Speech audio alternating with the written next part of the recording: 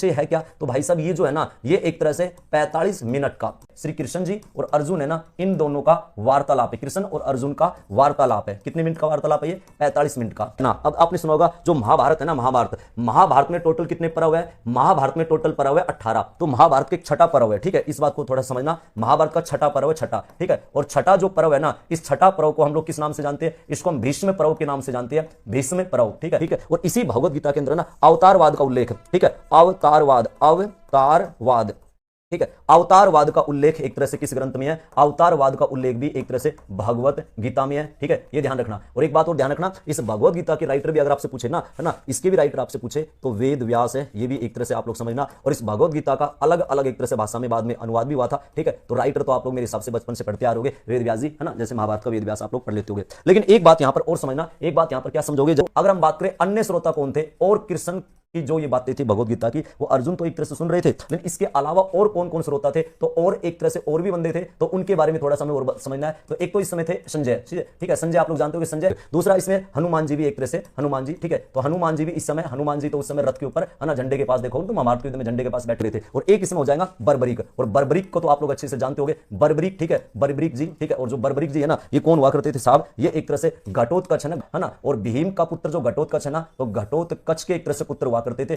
बर्बरीक। और इन्हीं को एक तरह से आप लोग सुन रहे हो श्याम बाबा जी, ठीक है। तो श्याम जो